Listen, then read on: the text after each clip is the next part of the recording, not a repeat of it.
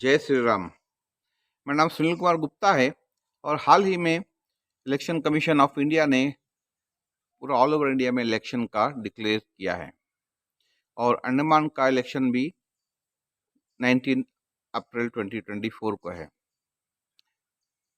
तो मेरा दिमाग में कुछ प्रश्न उठे हैं कि जैसे एक उम्मीदवार किसी वोटर को या ग्रुप ऑफ वोटर को इन्फ्लुएंस करने के लिए दारू देता है, पैसे देता है और वो गलत है, उसके ऐसा नहीं करना चाहिए और उसके अगेंस्ट कंप्लेंट हो सकता है या जो भी लीगल कार्रवाई हो सकती है। क्या ऐसा लीगल कार्रवाई कोई नेता कोई ऐसे लैंड में जाकर, ट्राइबल रिजर्व एरिया में जाकर कैंपेन करता है without permission, without appropriate permission, तो ये भी इलीगल है या नहीं है? इनके खिलाफ कोई एक्शन लिया जाएगा या नहीं, ये है।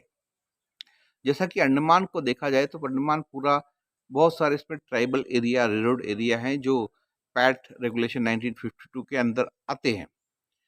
तो नेता को ऑब्वियस है कि वहाँ पे जाकर कैंपेन करेगा और लेकिन उसके लिए कुछ प्रोसीजर, कुछ ट्राइबल पास अप्लाई करके जाना चाहिए। लेकिन हाल ही में मैंने देखा है कि जैसा आज 17 अप्रैल 2024 है, पिछले 1-2 दिन से कुछ वीडियोस आ रहे हैं जिसमें कुछ नेता कुछ ट्राइबल एरिया में, जैसा Nicobar group of island, specially Nancowry group of island में कैंपेन कर रहे हैं। तो मेरा दिमाग में यह प्रश्न उठा कि इनके पास ट्राइबल पास होगा या नहीं होगा। तो यह मेरा प्रश्न मैं सीधे करता हूँ chief election officer of Andaman Nicobar island से, डीसी साउथ अंडमान से, जिनको जो ट्राइबल पास इशू करते हैं, साउथ अंडमान का डीसी एंड डीजीपी से, निकोबार डिस्ट्रिक्ट के डीसी से, SP of Nicobar district, AC of Kamorta Katchal and SP of Kamorta and Katchal, क्योंकि इनकी ये जिम्मेदारी है कि ये Nicobar group of island and जो ट्राइबल रिजर्व एरिया है, इस पे पैट रेगुलेशन को पूरा कोई वायलेशन होता है या नहीं होता है, इसका फॉलो करे जिम्मेदारी से। सेकंड में ऐसी जो वीडियोस आती हैं और उसमें ये कंसर्न छोटा सा होता है कि अगर आप जाके कैंपेन करते हो ऐसे जगह में बिना परमिशन के, उसके बावजूद भी आप सोशल मीडिया में वीडियो और न्यूज़ आर्टिकल डालते हो, इसका क्या मतलब है? इसका मतलब ये नहीं है कि आप एडमिनिस्ट्रेशन से भी नहीं डरते हो और आप पुलिस से भी नहीं डरते हो। तो ये एक कंसर्न वाली बात है और अंडमान की मीडिया भी इसको बिल्कुल नहीं उठाती है या छुपाती है, जो भी बोलिए।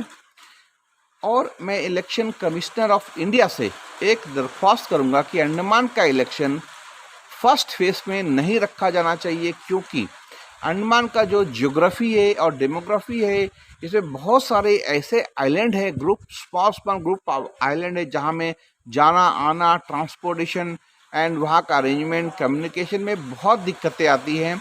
तो ये पॉसिबल नहीं है कि 30 डेज़ या 35 डेज़ में एक इंडिपेंडेंट कैंडिडेट, अगर मैं बाकियों की बात नहीं करूँ तो कि इंडिपेंडेंट कैंडिडेट कि ऐसा सारे आइलैंड में जाकर सारे जनता को अपनी बात रख सके।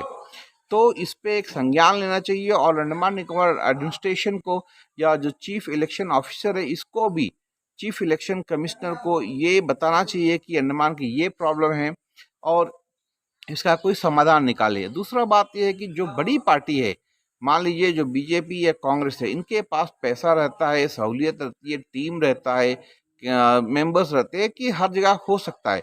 लेकिन ऐसे में जो एक नया कैंडिडेट या इंडिपेंडेंट कैंडिडेट खड़ा होता है या जो लोकल छोटी पार्टी का कैंडिडेट होता है जिसके पास फाइनेंस नहीं या फंड ज़्यादा नहीं होता, क्या इनके लिए कुछ अरेंजमेंट, ये ये पॉसिबल नहीं है कि हेलीकॉप्टर में जाए और आए बार बार हर एक आइलैंड में, क्योंकि यहाँ में निकोबार, कैमल बे, कचाल कचाल, कमोटा, चौरा, यहाँ में हर जगह में कैंपेन करना काफ़ी मुश्किल होता है। और स्पेशली नॉर्थ एंड मिडिल में बहुत से आइलैंड है जहाँ पे आप शिप या बस या ट्रांसपोर्टेशन नहीं जा सकते, रोड ट्रांसपोर्टेशन से आपको हेलीकॉप्टर या सी प्लेन लेना पड़ता है और उसके लिए फंड की आवश्यकता होती है। तो क्या इलेक्शन कमिश्नर ऑफ इंडिया एक फेयर इलेक्शन के लिए, फ्री एंड फेयर इलेक्शन के लिए ऐसा कोई अरेंजमेंट अंडमान में कर सकता है? जिसके सभी कैंडिडेट को बराबर अपॉर्चुनिटी मिले, बराबर चांस मिले, बराबर सबके साथ एक अच्छा व्यवहार हो, सबके साथ एक बराबर अपॉर्चुनिटी मिले। तो ये मेरा पॉइंट था। आई होप कोई मुझे सुन रहा है। जय राम जी की।